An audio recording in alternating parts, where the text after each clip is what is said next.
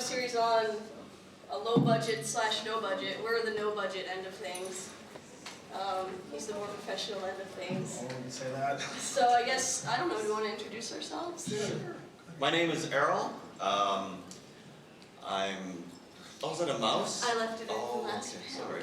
We need a mouse today? My name is Errol. I'm in a geek band, Debs and Errol. That's my bandmate over there. And we also do YouTube videos where our channel is We Tangent. So, and we wrote a musical, a web series musical, and we do a bunch of other videos, and we have another series in the works. My name's Vanna, mostly what he said. Yeah, our musical's called Nano Musical. I don't know if any of you do NaNoWriMo, the National Novel Writing Month, but we wrote a musical about it and posted it last November. And we wrote, produced, and edited it in 3 months, which was massively hard, as we found out. So we'll be talking a bit about that. I'm Thomas Gofton. I created a web series called Mind's Eye, which is now under development for television. And I'm currently one of the lead producers on a web series called Journey Quest. I don't know if you've ever seen or heard of it. It's a web series kind of about D&D and stuff like that, based out of Seattle. And created by the guys who created a movie called The Gamers. So I produce, develop IP content for a living, so yeah. Nice. He makes money.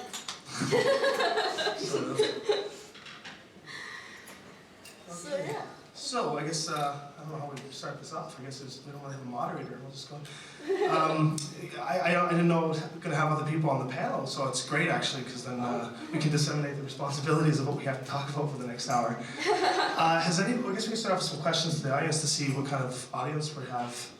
Has anybody here created a web series or was thinking about creating a show of any capacity or form? Let's start with, has anyone created something before?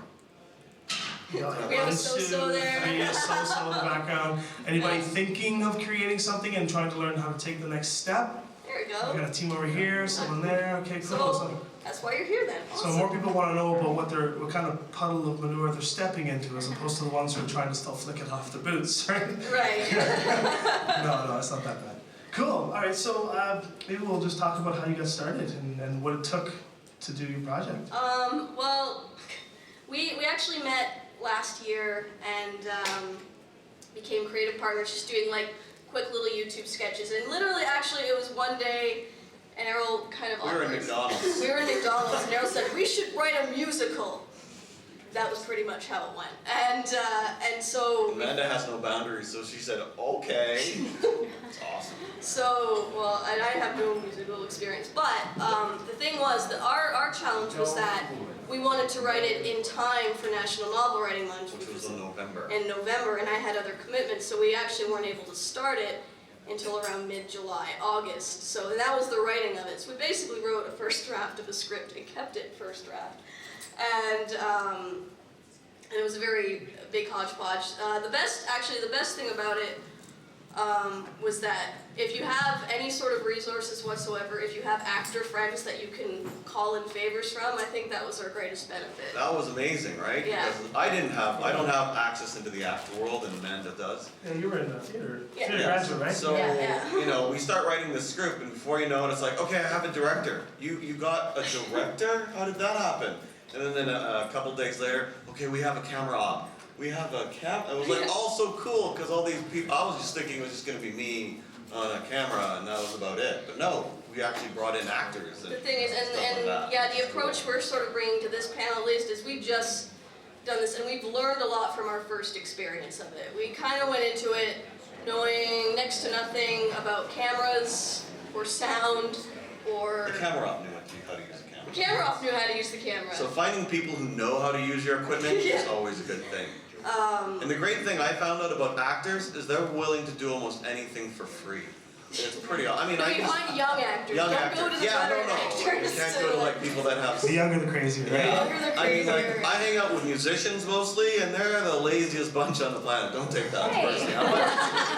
But actors, they'll drop everything. So when are you available? All these next 5 days, I will be there every day. And it's like, okay, and I'll get you coffee. I never get coffee at my other places, and so it was awesome. Yeah, so actors are so dedicated. In a way, it was good for us to have a deadline there because it gave us motivation to finish it. Because that's my hardest thing when I'm writing is finishing what I've started, and we had a very hard deadline to meet. But the other important thing was that we were both passionate about what we were writing about. So That's that important. helps a lot. yeah, if you're going to start a web series, make it something that you really, really, really want to do. Now here's a question for you. I'm sure everyone's probably got the idea of financing in their mind. You said you just did everything, you just went ahead and did it. So Yeah. did you find through the course of the project that there were moments that the only thing that could fix those problems were a little bit of money? Yes. Do you have, and everybody will encounter this, so Yeah. how did you like jump over that hump? I know, well, luckily again I pulled some strings with a friend of mine. For instance, we had a big crap scene. And for the most part we were shooting in our apartments. You can't shoot a big party crowd scene in an apartment, especially when it's going to be a music video type scenario. And one of my friends had a theater space and she like kind of cut me a deal. Now the unfortunate She thing still was... charged you, but... Oh yeah, she still charged me, but you know, we gotta make Still money. got money. Yeah. The thing was oh, I just lost my train of thought. Sorry. She charged you? She charged, but we got good discounts. So We got good another thing discounts. is, we wanted to, we needed to be in a restaurant, and so we asked to, and there, it was really cheap, it was like only 20 bucks for like 2 hours. Yeah, she just said something pay like the that. waitress for her time. That Yes, was about it. right. So we went into a restaurant before opening. I think our biggest cost, which we did have up front, was lighting, because lighting is crazy important, Yeah. and the camera.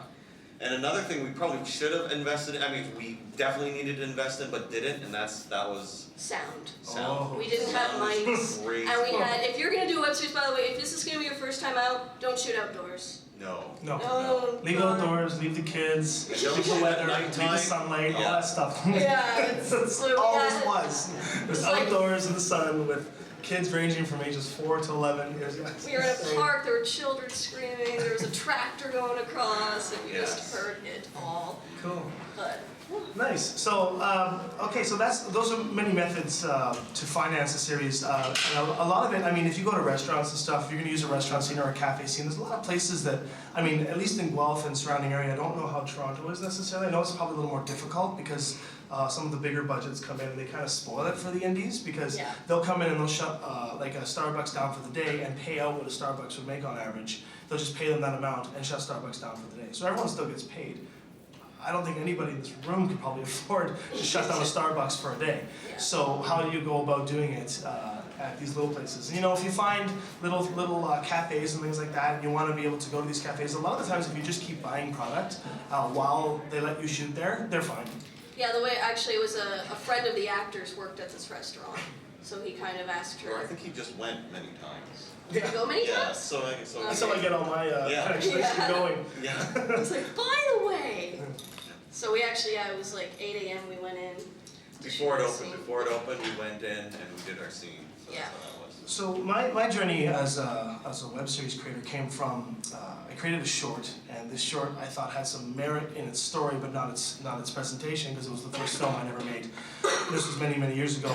From there I started developing it into a television pitch, and a friend of mine and I got together and we created this television pitch, and we realized that we were far too green to get into the TV world at the time, and we got ate up and spat out.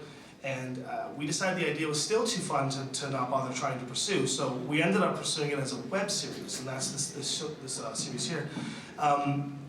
And how we did it is we just kind of went and did it as well. Yeah. And there's really no formula or preparation. It's kind of like having a kid or buying a house. You can prepare as much as you want, but there's always going to be like those little fires that are going to erupt all over the place. And being able to react to those fires, hypothetically speaking, are the only ways that you can, make a project and complete it, regardless of, what project you're trying to make, albeit a musical, which has challenges in itself, or a fantasy show with kids, which has Yeah. challenges to itself. So we made this show. I don't mind disclosing some of the numbers on ours. We made the show, and I basically made it, I did Kevin Smith style, which just went off of my credit cards and my bank accounts. And I made it for about $10,000 in production. It took 26 days and a whole lot of dedicated free help from a lot of the kids actors we had, the crew, the families of everybody. It was a really collaborative team effort, and everybody, I think, took away something incredible from it. I then marketed $70,000 more on it to take it around to conventions and go all over the place before it ended up getting picked up to where it's going now. Now, I'm pretty sure people may not have just $70,000 to blow away, and neither did I. I worked like a fiend to make as much money. Whenever I got a check, I was living check by check, but I wasn't living check by check just to live. I was living check by check just to support this project. So, and something that we all have in common here is that we're, she paid people to do things, and I'm paying people to do things, so you pay people. So even if you're gonna make a small show, if you're really serious about where you wanna go with it or what you wanna do with it, you're gonna find out that whether you're gonna be spending something, maybe $100 or $100,000, you're gonna find out that, you're gonna spend something. Yeah, And and depending on what you spend, you should be realistic about the product that you're going to get. Like, we spent less than $1,000, I think, and it's that like, includes the camera. and we so- have something that looks like it's less than So $1,000. because it was, and if you can find if you can do a lot of stuff yourself, then that makes it easier, right? So I did all the editing, and I wrote all the music, and we wrote the script, so I didn't have to pay anybody for editing, and I didn't have to pay anybody for royalty rights for music, right? Because that alone, actually I'm really impressed, because you said you got a lot of children. Did you have any kind of legal issues to get around? Well, I was pretty sure we broke a couple of rules. I mean, one of the mothers is here. How long did Aiden stay on set for when he should have been off like 4 or 5 hours ago? But the funny thing was the kids themselves didn't want to leave. They were dog tired, but sometimes they just did not want to leave set, and we'd like, you have to go now. And then, no, we'll do another take. Or they'd start screwing up purposely, so we'd have to get the take, or they'd start giggling, and it's just like, oh my god. But it was we did everything sort of by the indie book.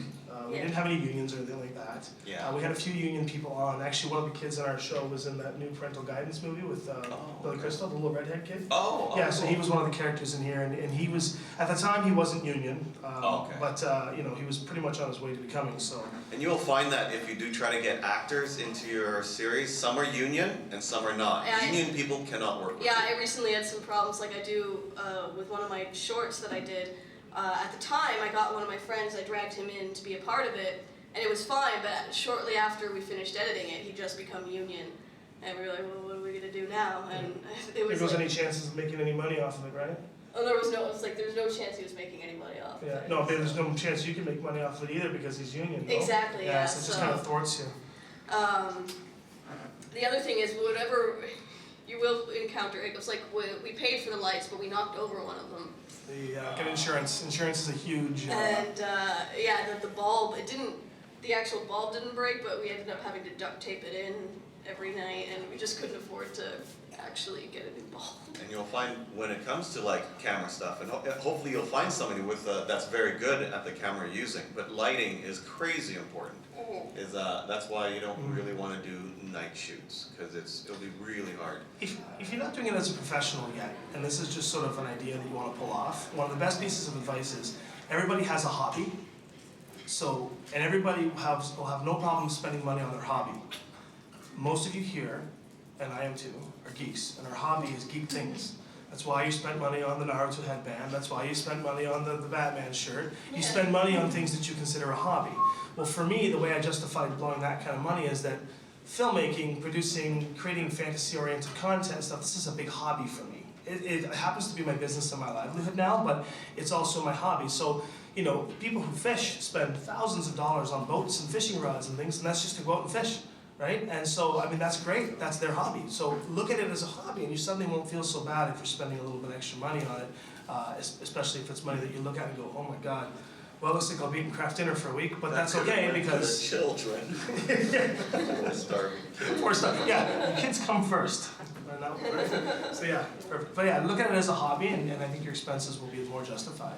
Yes? Hey, you want me to do something about that ringing? Is it ringing? Yeah, it's ringing through. Oh, is it? Yeah, part of the problem is mics tend to be like that, are designed to be closer towards you to pick up. And you probably have to pick up the gain in order to actually get your voices. So if I lower the gain, move the mic forward, you would probably try to cut out 2.5. Sure, go ahead. Sure. Get rid of it. I'm right. I didn't. Just keep talking. I'm All right, gonna do so something. I guess actually you need want to to say open up some questions then?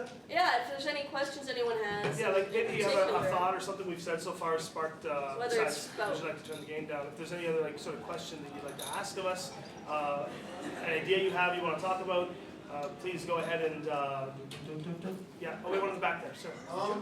Where do you think is the best place to find people in your particular field that you want, if you really want to expand it to join you in your endeavors? Like, like actors or? Well, anything. You're talking about how to network to get that sort of like the group of people. Like she found like a camera operator or something. He was blown away and how she had those connections. Yes. There are multiple avenues for how you network. This industry, and when I say this industry, I mean the media and the film industry, especially the ones that were involved. I know you were more theater. I was more theater, yeah. But in the theater industry, even in the movie industry, networking is an art form.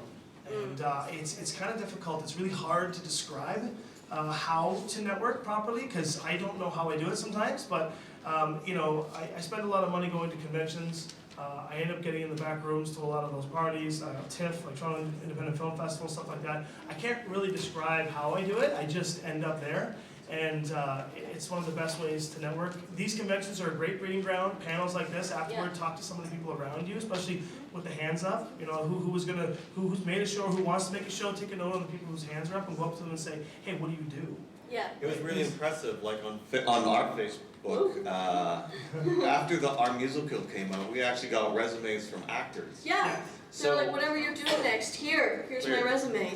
And so that's probably another thing too, is that you want to probably start hanging around in those circles, like, because Manda was already in the theater acting circle, and so she had all these people with those skills. I had friends who, not just in theater, like who they started out in theater, like much like anybody who goes into theater, they realize you can't make money in it, and so I had quite a few friends who were going into film as well, and they were learning a lot about film, and they were, like our director, for instance, just very eager to direct anything. Like a web series, she had directed some music videos, but she had never directed a web series, and ours was the perfect opportunity for her to sort of, you know, like dip her toe into the shallow end, as it were. And if you want to get somehow involved in that, you know, I don't know what the movie industry is like in Guelph, but like what I kind of did too is that somebody would put out a call for like extras that they didn't need unions because they were doing more of Indian, and then I was like, oh, I'll be in that, you know, and I took the day off work and I went and spent all day for 5-second shot, but that was okay, but it was really neat. Yes, due diligence, and it's humility that's going to help you get started, especially. Your due diligence is, you know, there's no shame in being an actor on set, or sorry, being an extra on the set. There's no shame in being the person that gets the coffee for the camera operator. As long as you're there and part of the family, they'll know who you are. They'll start to know your face, and then you'll start to get that connection. And then when you want to do something of your own, when you've reached that family connection, you can say to that camera up, hey, listen, you know, I understand, you know, you work for a living, blah, blah, blah, but I'm wondering if you could help me out with a one-day shoot I want to do or something. And odds are they may do it, and if they don't, they'll at least give you a ridiculous discount on the rates, and away you go, right? So yeah, a good question about how to get, I hope that answered some of your questions on how to network in. It's tough, like, to find the initial, like, again, a lot of my friends were sort of, or a lot of my connections were sort of pre-built from my theater experience, and a lot of the networking I did in theater was just going to people's shows and talking to them afterwards. It's huge. Then you know people know your face. And if you expect to get paid, remember, if you expect to get paid, you have to expect to pay. It's really weird. Like, you have to put in your time and your effort, and you won't be forgotten. Like, people will not forget if other people start elevating one another. Like that kid from Parental Guidance is union and stuff now, but because of the opportunity that we were working with him on, should we have another project, he's willing to do on spec or low pay or no pay, whatever we do to satisfy the union, he's willing to do a project with us again because of what we did. And because of how we were able to help him. We helped out, everyone here seen The Walking Dead? Okay, so we helped out the young kid, Chandler Riggs, down in Atlanta, and now Chandler Riggs is basically, he was going to do season 2 of this before it went to TV with us, and since it went to development for television, because it's a Canadian broadcaster, we can't use an American actor.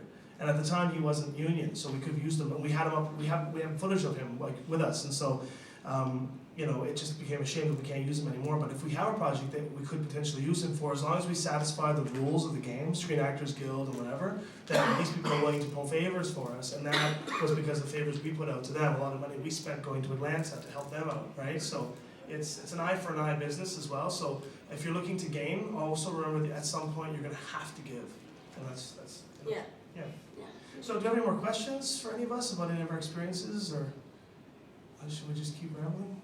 So when it came time to actually, like, when you sort of had to look for funding, I know you mentioned, you know, your credit cards. Yeah, and don't that. don't be that ridiculous. Everyone Yeah, tells you yeah. don't do it, but anybody who's crazy does it. So when it came time, because when it came time to actually look for funding, how did you go about doing that? Well, in my situation, I mean, I've made a few films before the web series, and those films were just invested by family members or friends that had decent jobs and stuff like that were okay with dumping a couple $1,000s toward a project, and they dumped it in a way that they understood that they could lose it, but as a personal thing, I made it my personal debt to pay them back. Even if the project itself wasn't going to make any money back, I still went through the painting process to pay the couple of $1,000s back to these people, because first off, you pay your investors back, they're going to give you more money in the future. If you at least show them you can make your money back, then they'll be more apt to work with you as you grow. And you're going to grow every project you make. So it's, if someone lends you $500 to make a film, and do 5 shifts at Tim Hortons if you have to, and pay them back. Because next time you want to make a film, you've paid them the $500, you can ask them for $1,000.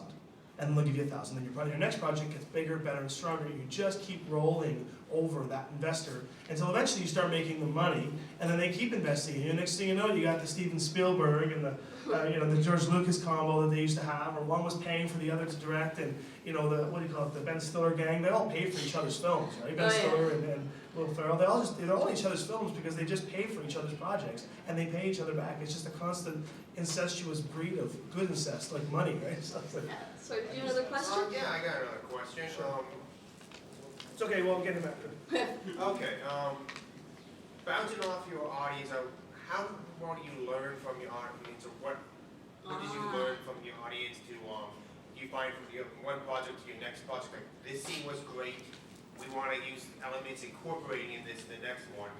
Anything you can share like that? Well, there is nothing more revealing than watching your project in a Cineplex Galaxy Theater, with a theater full of people, and as you're watching it, the little hums, the haws, the buzzes, the chopped frames, the color dipping, any of these technical issues that pop up, even if they don't notice, there is nothing more revealing than the gut feeling you get when you see it and you go, oh my God, and there's like 500 people around you and you're like, did anybody else see that? Or when the battery on your laptop dies during your special moment on screen and I had to run upstairs to replug the battery in at the Galaxy, just big battery low sign comes up. But yeah, no, anyways, there's nothing more revealing than watching it with people that you don't know. And then being open to the feedback. You're gonna get the feedback, you need to have thick skin for this, because even Avatar has its feedback, right? And there's no art that doesn't go unchecked, so. It's important with feedback. It's because there's constructive criticism. There's criticism, and then it's a very fine line to sort of weed out the people who are just like, this sucks, and the people How who so? How so? If you can tell me why it sucks, Then I will that take will be that. more useful to me. But it's also the same also with who, that was super amazing, and you don't know why. You don't know why, or it's like, it was awesome. You're like, how? I always ask people, I really liked it. What did you like about it? What did you like If about they it? can't answer that, they're just afraid of their ego. And So the you have important to- thing about your audience, no matter how big or small it is important because we're sort of learning this as we go. We have a sort of a core audience now, and it's important to keep them around. Right. And I don't know if you want to elaborate on that. And metrics are also good too, because we're a web series and you were like a TV series. Watching a web show first, you can probably check, for example, which shows are more popular. Right. You can see where people might have cut off from watching. The sort ones of with thing. fighting. Yeah. They're better. ones where the costumes were out, the swords and guns were flinging around, those are the ones that did better than the sappy romance ones or the kids in school, whatever. So we had a question over here. You've been waiting for a while. Government grants, pros and cons. I'm not sure if that applies to web series, but in creating. It does apply to web series. Yeah. Really Have you applied for the hard. IPF? We've applied for so many, Okay. actually. Yeah, there's a lot you can apply for. You've actually applied for them, so maybe you can talk a bit about the application process, and I'll talk He about has a sister. why I don't apply. That's Okay. awesome. They're hard. Okay, well they're not so much that it's hard, but you'll have to put together a business plan. You'll have to fill out all these forms, and if you're good at that, then you're gold. My sister is amazing And at she filling out for some forms. reason likes it. And she's a doctor, Oh. so she can do that. There's an art to that too. I Yeah. cannot stand doing it. My eyes go cross-eyed when I stand in front of all these things. A lot of them have prerequisites that screen you out anyway, Mhm. and other ones, believe it or not, you need to read the very fine print, because the very fine print is what it gets you, where they own your stuff. Yep. There's a lot of times where the government will give you money for things, and unless it's like a minority-style project, they will tag. If you want to make a project about people blowing up cars, you can do that. There are grant money out there for it, but if that idea is something that you think is really cool, and they think it's really cool, they'll give you the grant money to make it, but they'll also take the rights from you because they want some higher purpose for it. They'll either sell it, turn around, create another IP off of it, and there's nothing you can do about it because, hey, you want to get paid to make the project, or you want to make the project to give it your contract, that's great, but you're selling yourself to them. So you got to be very careful on what grants you apply for. Usually the ones that come with no strings attached, to be honest, in this country, they come for a very select group of people. Yeah. Not-for-profit, minority-oriented, like it's very, like, Aboriginal, there's very specific targeted money, and that's great if you want to do those kind of projects, but that's usually comes with no strings attached. But if you want to just do like your next like Expendables flick, odds are, any money you're going to find, they're going to take control over. And it is a little, this is from a theater perspective again. I'm working with a theater company and they're doing grant applications. And our biggest downfall is that we're honest. Because we don't actually qualify for some of the grants because a lot of the theater grants, a lot of the stipulations are you have to pay your actors. And they don't. Not many theater companies can. And, and so I was sitting there all frustrated and I was like, I don't understand. How do all these other theater companies get these grants? They're like, they lie. They lie. Like, yeah, I'll totally pay our actors. It's going to be amazing. Totally I've seen some of those independent production funds for the web series. Yeah. There's a thing called the IPF. You can apply for it. They give you $100,000 to make your show. It's pretty good money. Not bad. I know a few people that have received the grant. One of them was shooting at the convention that we ran here as well for November. They were shooting a big scene that happened. It's called Versus Valerie. And it's made by Mike Fly. Do you know Mike Fly? He's one of the big web series guys in Toronto. But anyways, they got the IPF, and he was telling me that some of the loops and rigmarole that they have to go through, the money that they have to spend is absolutely, how they have to spend their money is that they're first of all, they're watched like hawks. They can barely pay themselves, and all the money has to go toward the production, which is great, but afterward, that product is dictated, they dictate where they want to go with that product. Right? They have no freedom. I don't really just want to create something and barely get paid to have no freedom on what I want to do with it afterward. I actually have another example of strings attached. Musician friend of mine applied to the government for money to write an album or to record an album. Right. Got a deal to part of the deal is he has to record 3 albums, and one of them, I don't know about the other 2, but one of them has to be throat singing. Really? I'm not making this up. If someone else is making that up, that's their business. No, that's yeah. That's not to say it's not worth applying for the grants. Because they don't cost it's a you good anything. process. Yes. It's a good process, and I mean, there are reasons, all of those stipulations get in place. They're trying to make sure people. They weed out the serious ones. And once you actually get one done, then they get a lot easier to Copy-paste. apply for the other ones. It's just that first hump to go over. Is it easier to apply based on reputation, or easier to apply just, hey, I've done this before, I can do it again, I can just... A lot of it is who you know. I mean, a lot of these grants, take a good count on the grants that you're applying for, because a lot of the people that grant those grants will have workshops and things, and they keep an eye on who comes to those seminars and things to listen about how to fill out their grant or any questions you have. They like to see who's dedicated to be there and learn the process, because it's like an exam in a science class. There is a formula, and if you follow that formula and you learn to follow the formula right, then odds are you'll win it. But it's like math, which I suck at, right? And due diligence, you do that, you'll do paperwork. And part of making a good film, especially if you want to do professional, which is all I do, is to do your paperwork. There's a lot of paperwork involved in filmmaking. And it will take a lot longer than you think it will.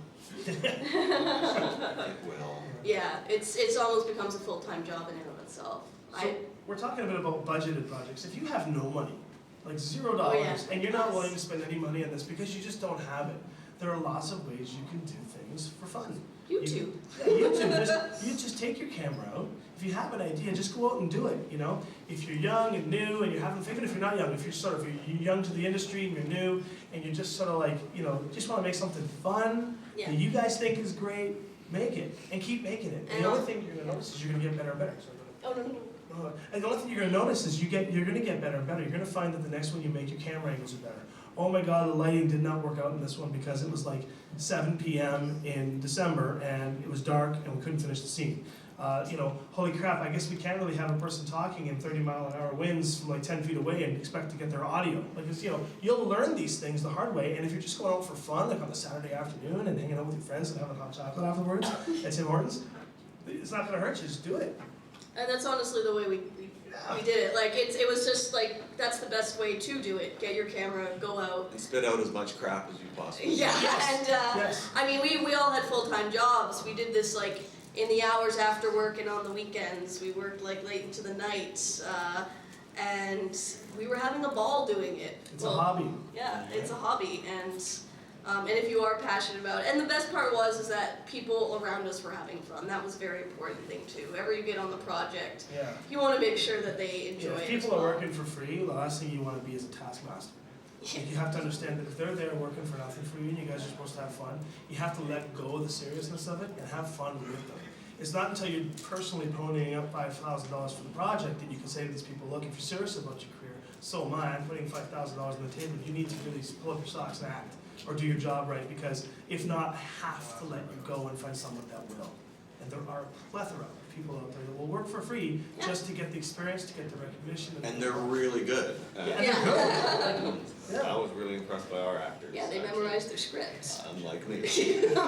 We had an example of how you can attract some pretty big fish. Besides this attracting the kid from The Walking Dead, when the television scenario of this went, we had to redo a pitch. Unfortunately, we couldn't use anybody because they were all like, it just didn't work out. But the company that I work with on this now did the television, they completely redid it. And the person that they had to come out and director of photography of it did the original Power Rangers. And he got him to come out based on a favor because they were old friends. And he said to me, he said, listen, I got control of this project. This is my senior producer. He said, I got control of this project. We're gonna do a pitch for TV. We got some people that are on a bite. They're gonna bite. Disney's involved at this point. Let's get it. Why don't you come on up and shoot this with us? And we'll do a piece of paper agreement saying that if we get the bite, I have the ability to hire you. You'll be the director of photography for the show. Guy came up and did it for free. Right? Now the guy cost $1,500 a day.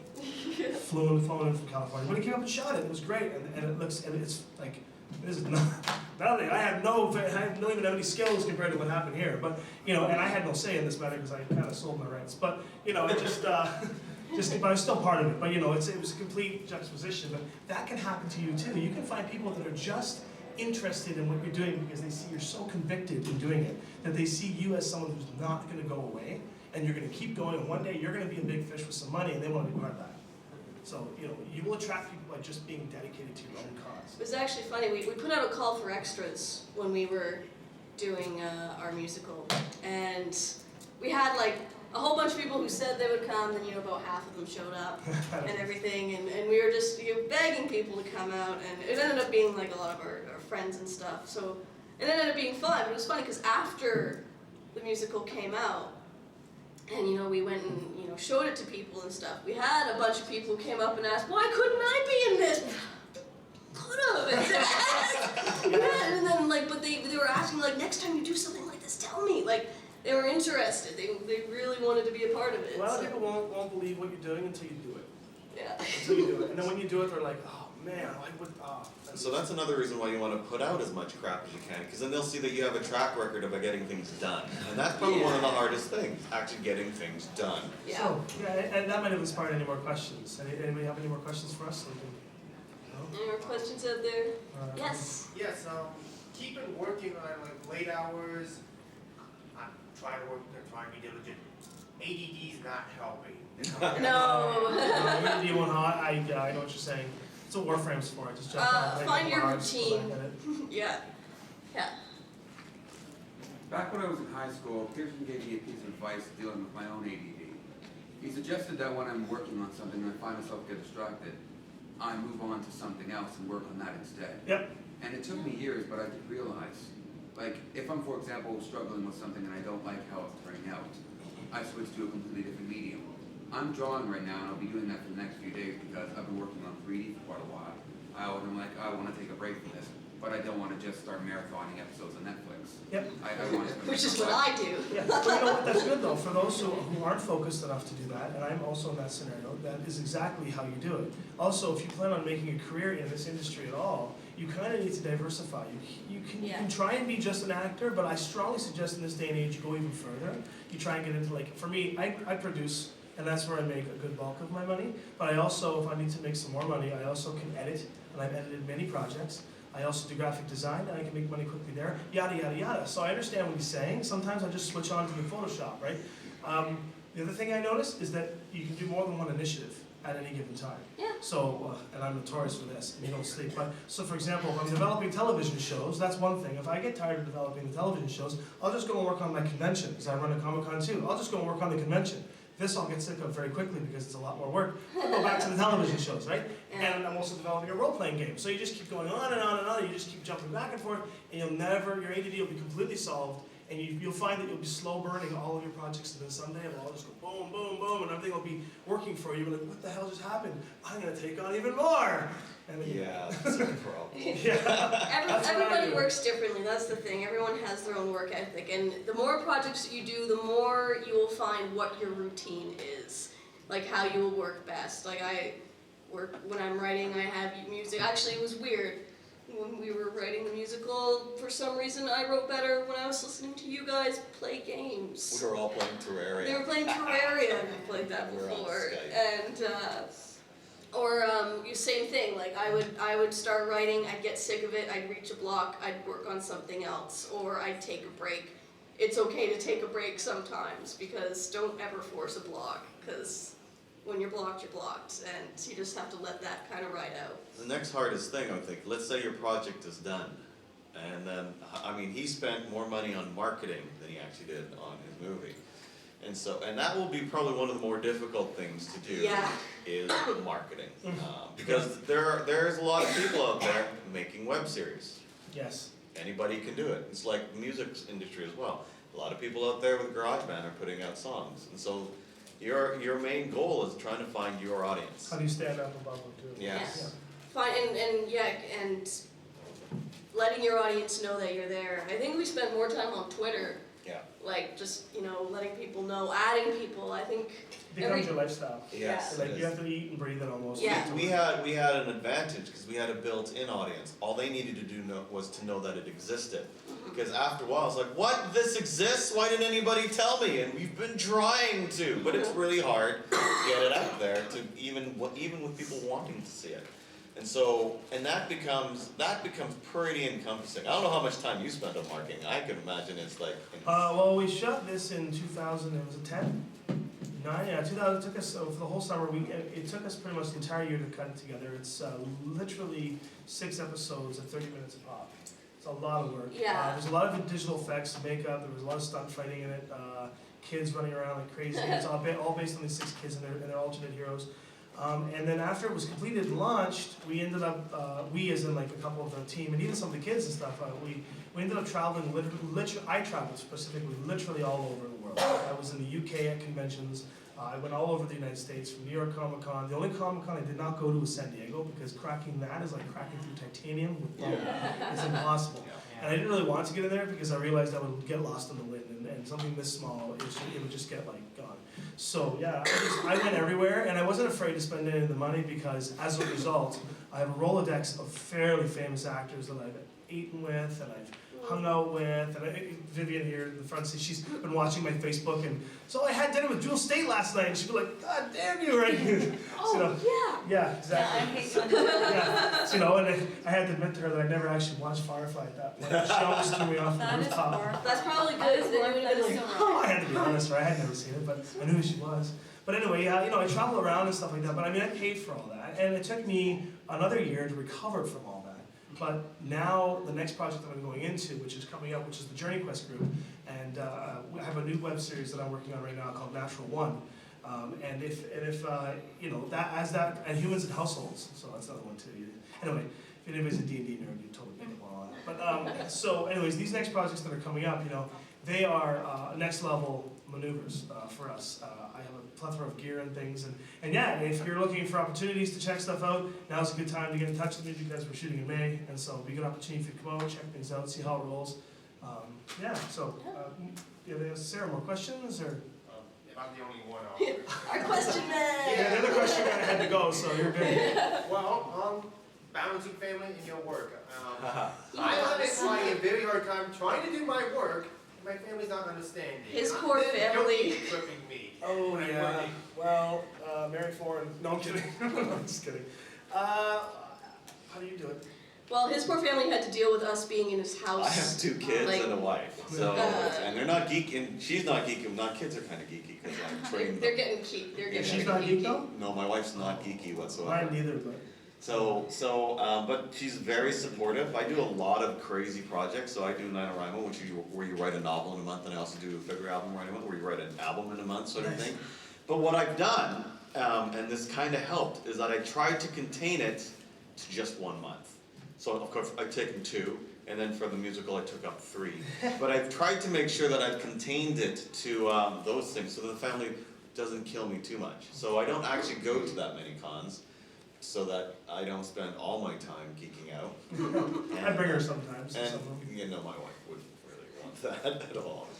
Brought her to- My wife's a convert geek. Oh, okay. Totally converted now. She's obsessed with like Smallville and she's Really? going to Arrow. She's totally into it now. She's a total convert. She's even played D&D now. Oh, wow! And she finally watched Star Wars. My wife hasn't, there you go. Although every time she's For playing Arrow. D&D forever now, and she's always like, which one's the one with the arrow dice again? I'm like, the 8-sided die, right? She's like, I thought it was a 6. Oh, you're using a sharp bow, right? Okay, sorry.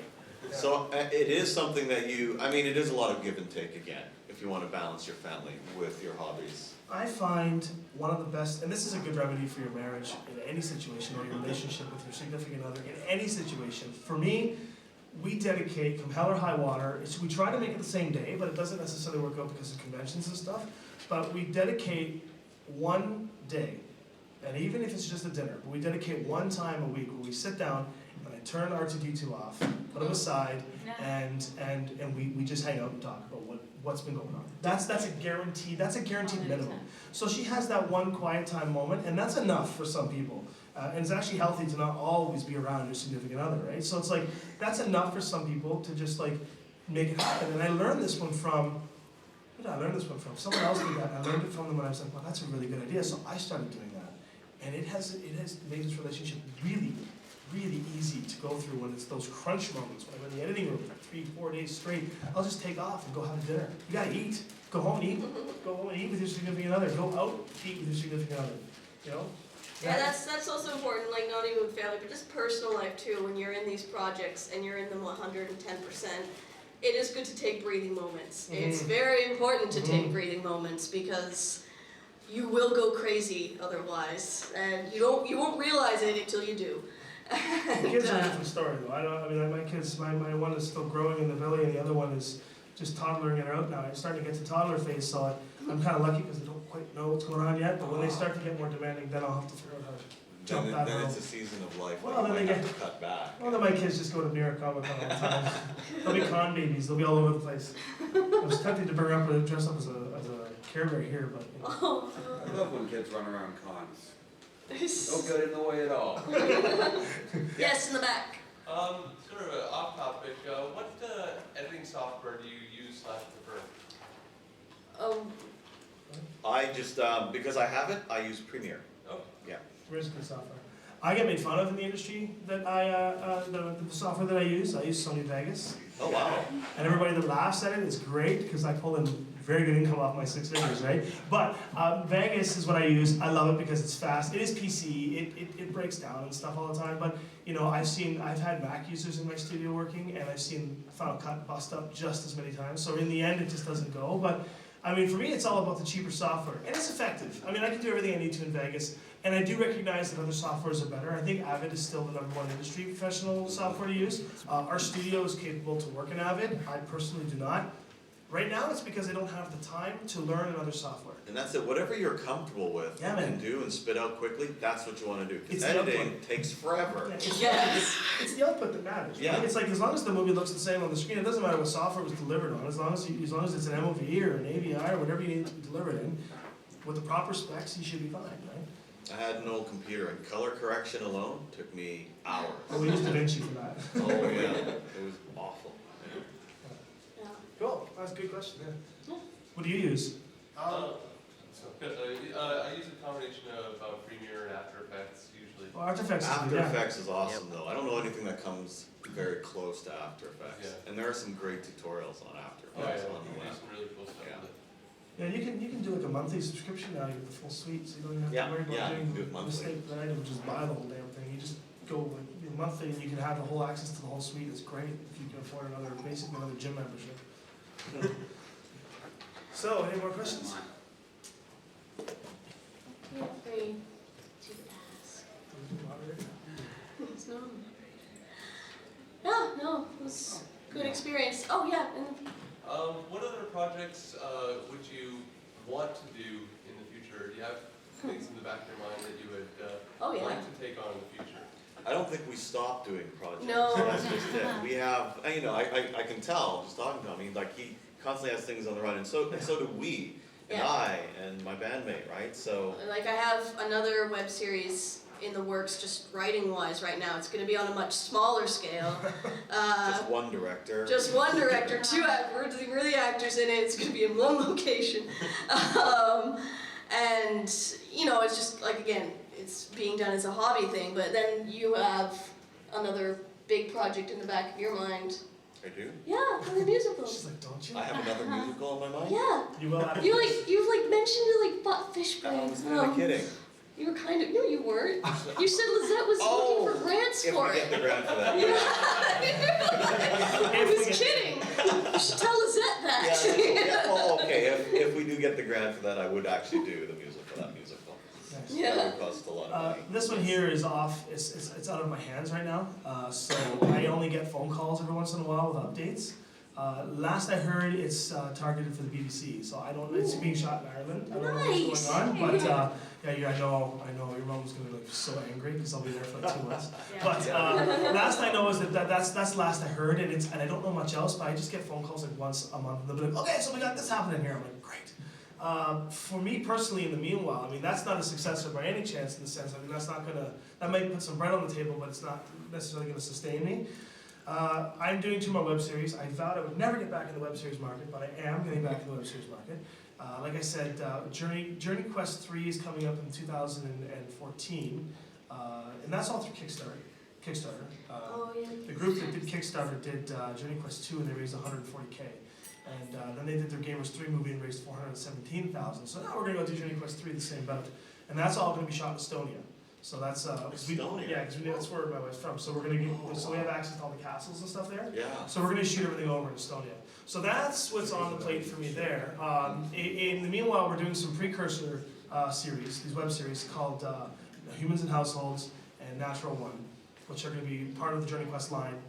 Natural One is more based off of the game setting Shadowrun. I don't know if anyone's ever played Shadowrun, but I've heard of it. so we're getting the rights to use actually Shadowrun. So it's going to be really cool to sort of make the first like official web series that's dealing around that game. And Pathfinder. So we're very close to Paizo, so Pathfinder's given us permission to do a lot of things in the Pathfinder world. And that's just the network. That's just going to Gen Con and just like going crazy down there. So what was actually the biggest difference, because you've obviously gone much bigger scale. So like from the time where you were just sort of funding it yourself and sort of doing whatever you wanted to now, and you're just getting phone calls basically being told what's going on. Yeah. So what's the biggest difference in there? Any pros and cons for that? Well, mental anguish, really. I mean, when you're paying for it for yourself, you always have to figure out how you're going to survive financially by juggling that as well as your living expenses, and in our case, the family and kids. I don't know if you have any kids or anything. I don't even have a boy. You're single, boys. Just stay single, you can write all the web series you want. So, but the difference is that I mean, like with this, initially when we had I'm talking about this more tomorrow. I'm talking about developing for television. I have another panel. I don't know what time it is, but my panel's on tomorrow, developing for television, and I'll be telling more about how I got into this market. But it's the biggest difference for me is just it's a big waiting game, and sometimes you get a little despaired because you're like, oh my God, what am I gonna do, right? And the other most frustrating factor is it's very difficult for me to bring anybody with me. There are so many people that have dedicated their time to this, it's really hard to turn around and say, I can't bring you with this. Oh. It's very hard because they have control over this. So if they don't like any of our actors or any of our crew, like we were very lucky to have some of our like the Sorry VP. guys, this is your 5 minutes to end a panel. Thank Awesome. you. The director of photography and the co-director creator on this with me were basically the coffee getters on the set when we shot the new one, the new pilot pitch. They didn't care because they were able to work. The VP was able to work underneath the director of photography of Power Rangers. So he didn't care. He got to learn we learned so much. Even as a producer, I was on that set. I wasn't allowed to touch a light. I just stood there. I was so bored. I cut my grass. We shot at our house. While they were doing a second lighting setup, I cut my grass. So it was a lot more. Almost feels like you're not as productive and kind of bored a bit. But once it gets out there, the big difference is going to be clout. Yeah. It's going to be the ability to walk into a network and say, hey, I'm the guy that created, if it does well, I'm the guy that created this, that didn't get canceled. I have more ideas. Would you care to listen to them? And they'll actually listen to you as opposed to if you walk in there now and say, hi, I'm the guy that created nothing, and I'd like to show you nothing. And they'll go, yeah, please go stand in that line over there with all the other nothings. And that's just, so. Yeah, so those are some differences. Okay. I think that's So we maybe got enough for one more question, and I think we might have to wrap If it. anyone actually has a question. Well, Make Any plugs, guys? Any plugs? plugs. Plus, yeah, plug time. Oh yeah, come and get a business card. We have our YouTube channel and our Facebook page and whatnot. People always wait to grab these things. We actually, we're sort of new still, but we do some short comedy skits. I write letters to video game characters. I just did some live ones actually just Very now. cool. Yeah, it's fun. And yeah, we do a lot of geeky videos and sometimes reviews and stuff. So we just do whatever we feel like basically. Yeah. So And my CD, Deb's and our CD is actually in the dealer's room with Amy, the one that does all the bead, and they make the 16-bit characters, and so we're selling our CD there. Nice. My plugs, Humans and Households and Natural One will be shooting in May. If anybody's interested in just sort of seeing what that production's sort of like, we got some crew coming up from Seattle. Some of the gamers themselves are coming up from the movie The Gamers to star in it. That's sort of on the production side of things. I also, in October, from October 4th to 6th, there's GenreCon. If you see the booth out there, that's my convention. It's not nearly as big as this one. It's not very anime-centric, but it's sci-fi, fantasy, action, and horror. Come on out. We're going to bring some guests. We're about to announce, I can't say yet, but we're about to announce someone from the D&D world. It's pretty damn huge. It's going to come as a guest. And you're not going to come, especially if you've ever wielded 2 scimitars. But the point is, yeah, feel free to, and check that out, check out the con. Feel free to talk to me anytime you see me running around the con. Come check out the panel tomorrow, and I'm done. thank you guys so Thank much you for very coming. much. Yeah.